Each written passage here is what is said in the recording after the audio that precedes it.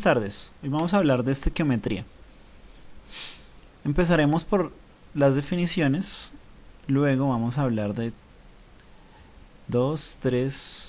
varios tipos de reacciones y vamos a hablar de lo que es el balance de reacciones químicas, ¿sí? Y varios métodos.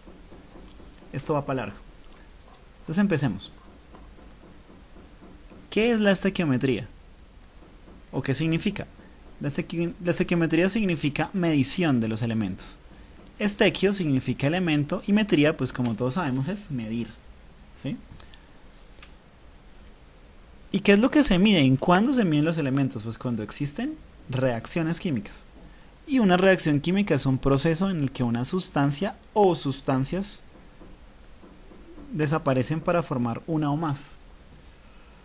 Entonces se tienen sustancias que se combinan y dan origen a unas nuevas, ¿sí? Entonces, como en la física, deben cumplirse dos reglas de conservación. Se cumple la conservación de la masa y la conservación de la energía. ¿Por qué se habla de conservación de la masa o conservación del número de átomos? Resulta que a la izquierda de la reacción química, que se representa mediante esta ecuación química, se tienen a los reactivos. Los reactivos son las sustancias que se combinan y pues dan origen a los productos. Eso es como cuando se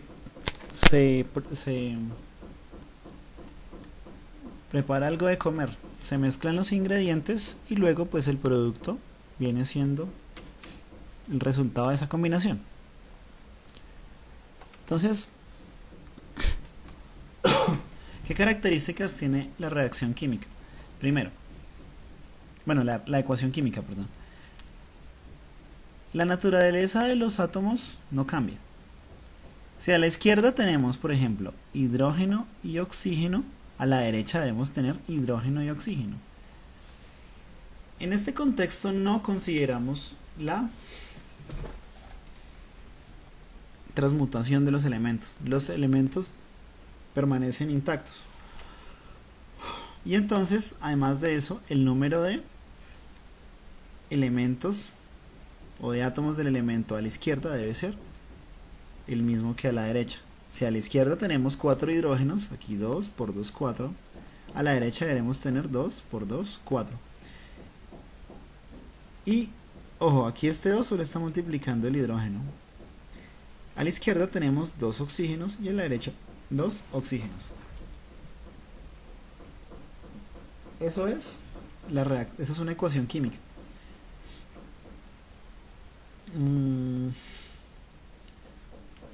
¿Cómo se lee esta ecuación química? Se dice: hidrógeno reacciona con oxígeno para dar origen a agua.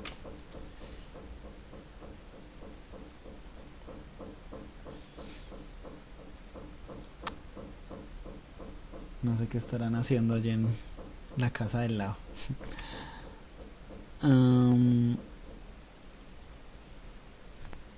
¿Qué más les cuento de las reacciones químicas? Bueno, el otro punto importante es la conservación de la energía, ¿sí? No todas las reacciones se dan espontáneamente. Hay algunas reacciones químicas que necesitan energía para darse. ¿Por qué? Porque cada enlace, digamos, aquí tendríamos una molécula de hidrógeno.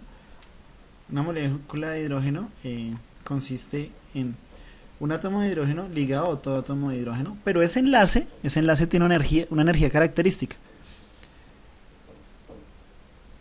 Para un oxígeno, para el gas oxígeno, tenemos un átomo de oxígeno unido al otro átomo de oxígeno, pero por un enlace doble.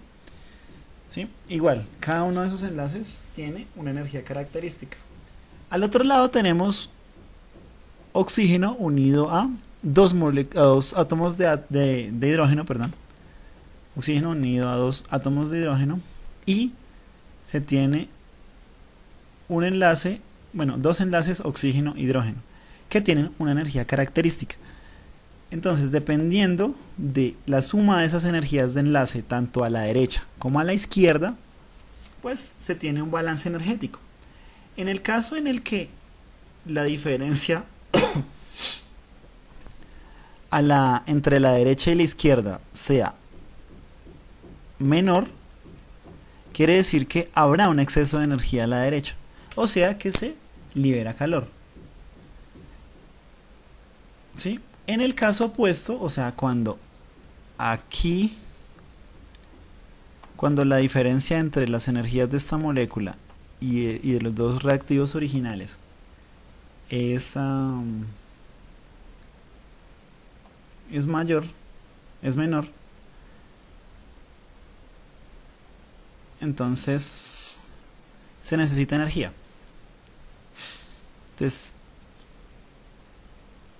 si se necesita,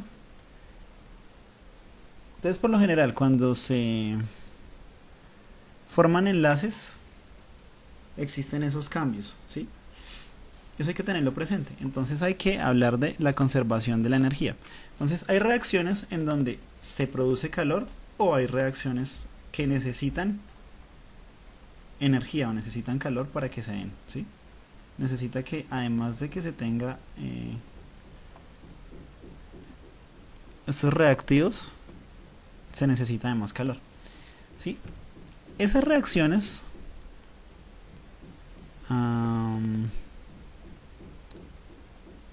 pues se clasifican de dos maneras.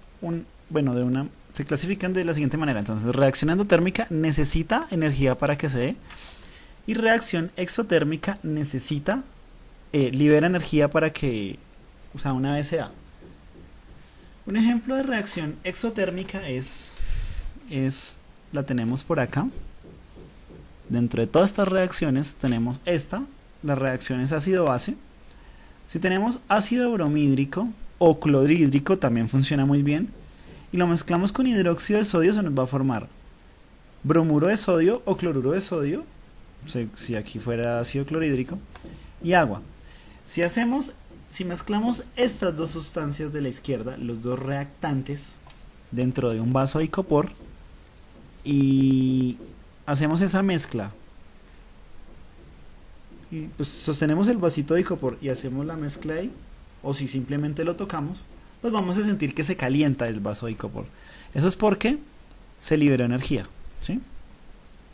Entonces, la suma de las energías de enlace acá es menor a la suma de las energías de enlace acá. Entonces, eso significa que se libera energía. Eso es todo. Si aquí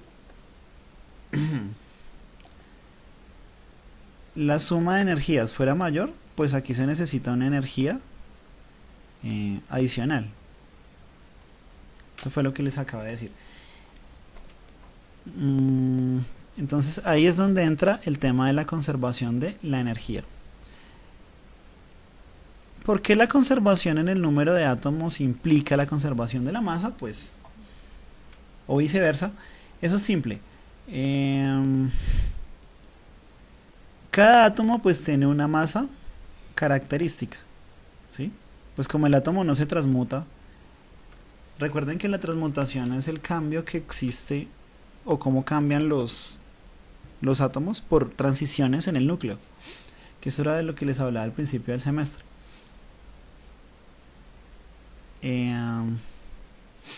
Recuerden eso. Y entonces simplemente al sumar el número de átomos que tienen que son de la misma naturaleza, pues, y tienen la misma masa, pues la conservación del número de átomos implica la conservación de la masa, ¿sí? Eso es lo que está implícito en una reacción química representada por medio de esta ecuación química. Eso es básicamente lo que ocurre.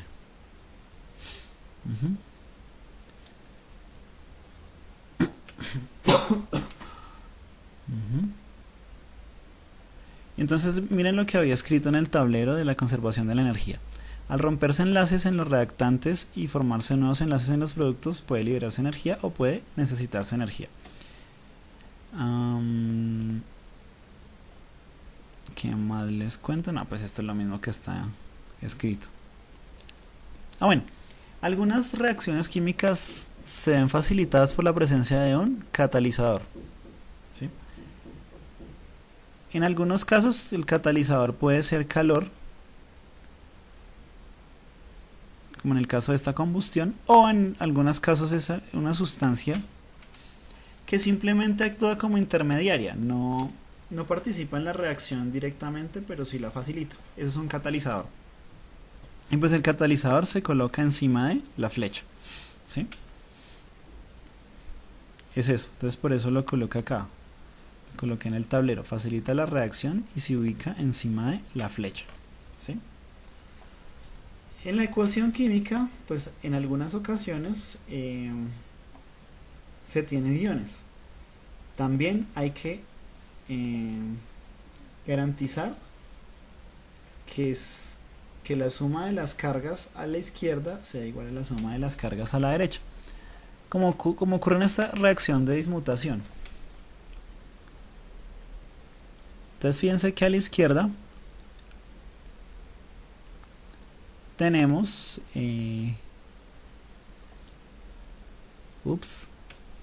no tenemos. Fíjense que aquí tenemos 12 cargas negativas a la izquierda y a la derecha tenemos 10 y 1. No está balanceado. Normalmente tiene que estar balanceado, ¿sí? Como ocurre acá, miren. Cloruro de sodio. Ustedes saben que el sodio tiene un número de oxidación 1 más y el cloro tiene un número de oxidación 1 menos.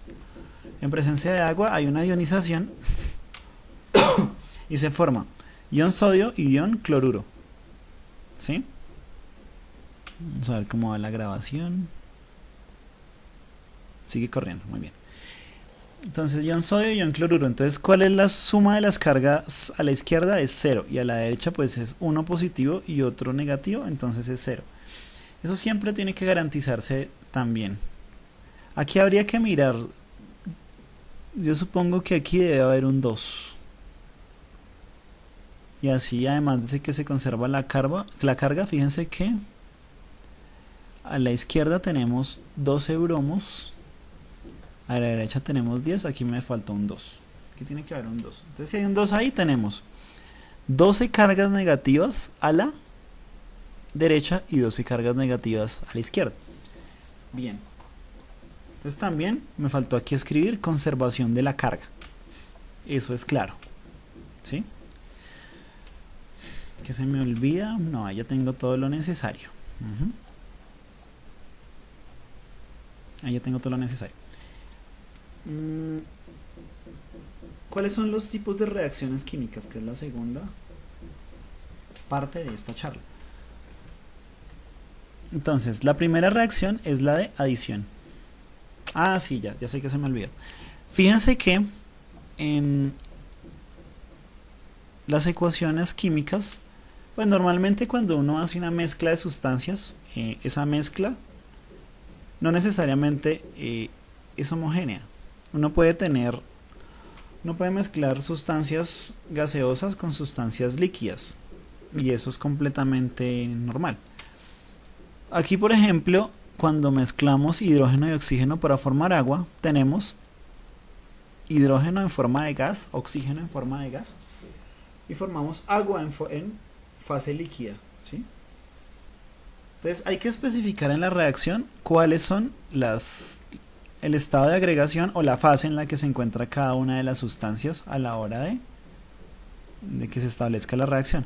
Entonces fíjense que acá en todas estas tenemos el estado de agregación. Entonces cuando es G es gaseoso, cuando es S es sólido, cuando es L es líquido y cuando se trata de sustancias disueltas en agua entonces se dice que es acuoso.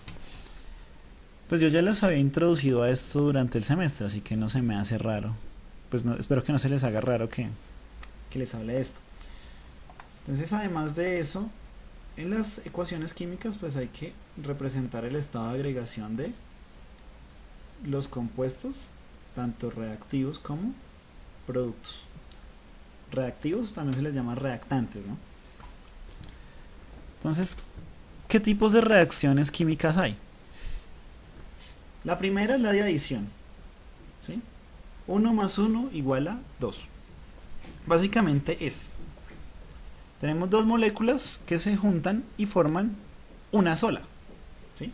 A la izquierda, por ejemplo, tenemos acá gas bromo que se mezcla con eteno. Es un alqueno de 2 carbonos. Y pues simplemente se pega un bromo por la izquierda, un bromo por derecha y tenemos la molécula que queremos, ¿sí? Ahora, ¿qué otra adición tenemos? Sodio metálico más gas cloro nos va a formar 2 moléculas de cloruro de sodio. Bueno, ¿qué significan estos numeritos? Los coeficientes, así se les llama. Acaba de esto. Estos coeficientes lo que simbolizan el número de moles, ¿sí? Y ahora, ¿cómo se lee esta reacción en este nuevo contexto? Entonces, 2 moles de hidrógeno, gas, se mezclan con 1 mol de gas oxígeno para formar 2 moles de agua en fase líquida, ¿sí? Así es que se debe leer esa reacción. Entonces 2 moles de sodio metálico con 1 mol de gas cloro nos forman 2 moles de cloruro de sodio en fase sólida. Pues ustedes conocen cómo es el cloruro de sodio en fase sólida, ¿no? Aquí, óxido de manganeso 2 más óxido de azufre nos forman sulfato de magnesio. Entonces fíjense que 2 moléculas dan origen a una sola, por eso se llama adición. Es como si se pegaran. Aquí en las de sustitución, pues un átomo desplaza al otro en la nueva molécula. Entonces acá, uno de los cloros de acá quita un hidrógeno de acá. Y el hidrógeno que quedó solito se pega con él, se une con el cloro que quedó solito y forman ácido clorhídrico. Y aquí algo muy parecido, ¿sí? Aquí en este caso el hierro fue sustituido por el sodio y el hierro pues quedó solito. Aquí el sodio era el que estaba solito y ahora es el hierro el que está solito.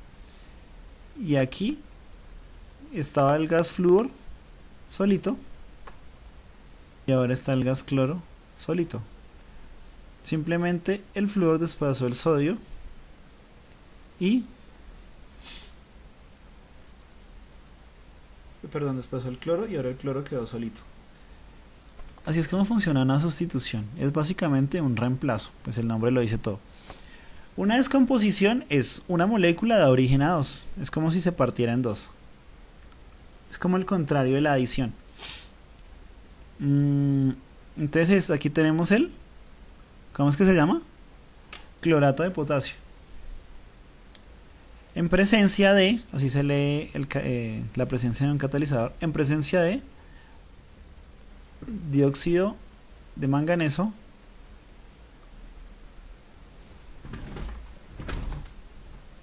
nos va a dar cloruro de potasio más oxígeno.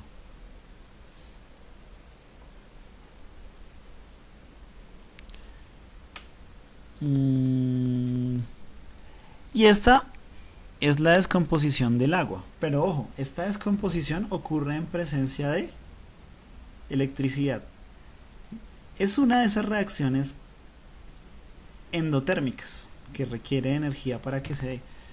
Esta ocurre por medio de energía eléctrica. Entonces aquí debería haber un símbolo que indique energía eléctrica. En presencia de energía eléctrica, las moléculas de agua se rompen en hidrógeno y oxígeno. Y eso es lo que se llama una electrólisis. Eso es uno de los temas cuando hablemos de celdas electroquímicas, ¿sí? Y la otra descomposición que se tiene es óxido de mercurio se rompe en mercurio y oxígeno. Ojo acá, Los óxidos, por lo general, pues tienen forma sólida. Los metales, por lo general, perdón, no forma sólida, sino están en fase sólida a temperatura ambiente. Entonces, ¿qué pasa con el mercurio? El mercurio es el único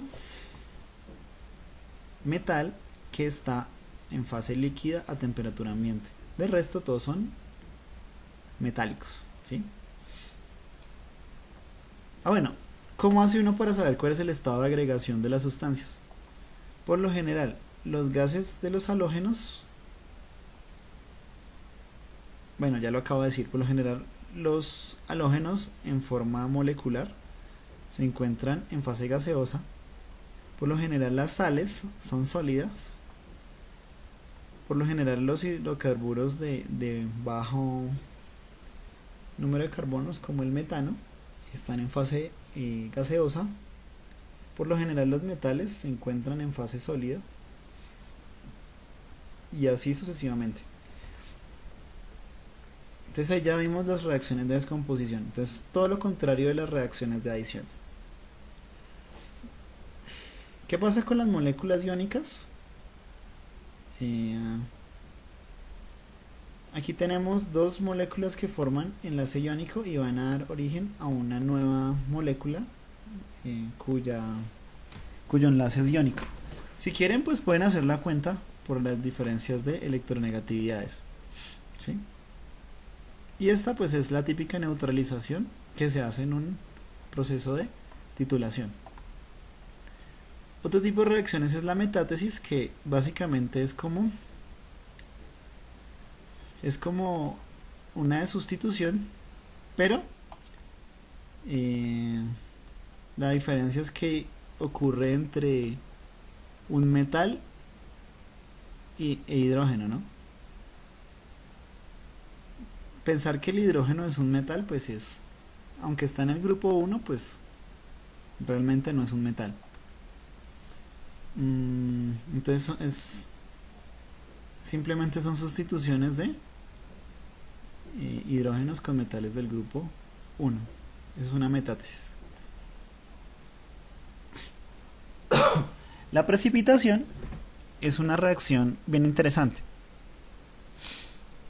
Supongamos que ustedes tienen cloruro de bario en un tubo de ensayo y en el otro tienen sulfato de sodio, ¿sí? Ambos están disueltos, entonces por eso dice que acuoso. Fíjense que si ambos están disueltos, entonces ambos tubos de ensayo serían translúcidos, ¿sí?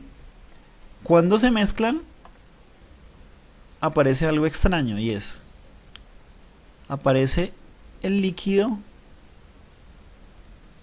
en donde está disuelto cloruro de sodio, pero además aparece un polvo blanco que se va para el fondo de ensayo, que pues como les enseñé en el laboratorio, recibe el nombre de precipitado, ¿sí? En este caso el precipitado es de sulfato de bario. Eso es una reacción de precipitación. Entonces dos soluciones acuosas se mezclan y dan origen a un precipitado y otra sustancia que está disuelta en agua. Lo mismo pasa aquí con el nitrato de plata y con el cloruro de sodio.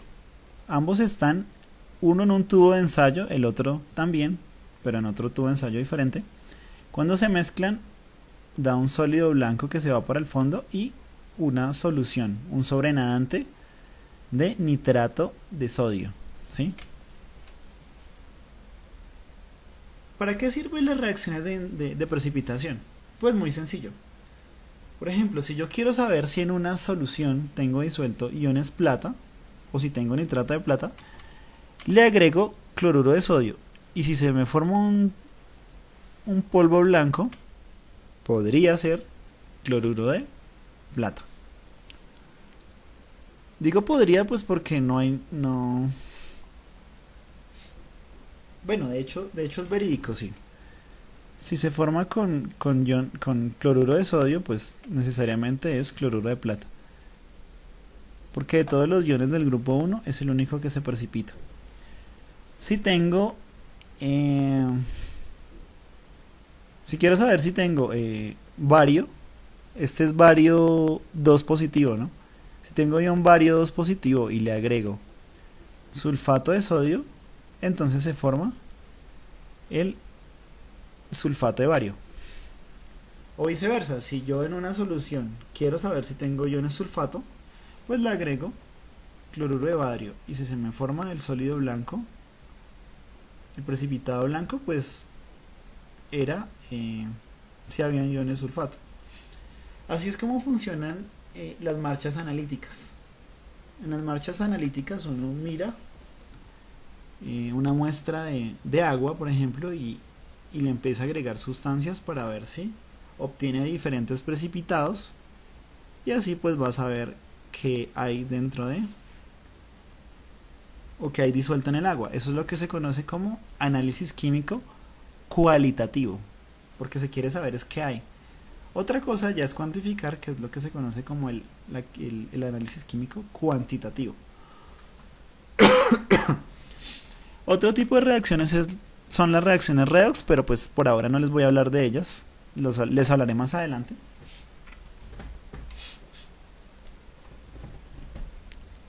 Pero la reacción que sigue es una reacción de dismutación. En esta reacción de dismutación, aquí no va este 2, aquí es para mirar los números de oxidación del ion bromato, pero fíjense en algo.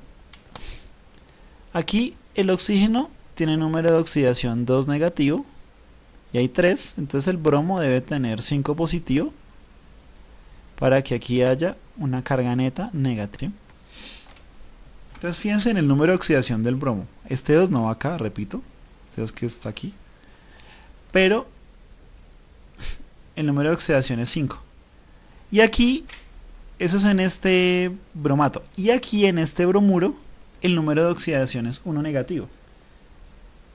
Y fíjense en este bromo de acá, el número de oxidación es 0, porque está en estado molecular. Entonces fíjense en algo. De número de oxidación 0 pasamos a dos números de oxidación diferentes. 5 positivo y 1 negativo. ¿Sí? Eso es una reacción de dismutación. ¿Sí? Entonces tenemos un átomo con un número de oxidación da origen a dos átomos dentro de diferentes moléculas con diferentes de oxidación. Eso es una dismutación. Y la otra reacción es, los otros tipos de reacción son las combustiones. En una combustión la sustancia se mezcla con oxígeno y siempre se obtiene gas carbónico. En este caso se consumieron 2 moles de oxígeno. Fíjense que de hecho aquí hay algo raro, ¿no? Pero bueno. De hecho aquí hay algo raro, pues porque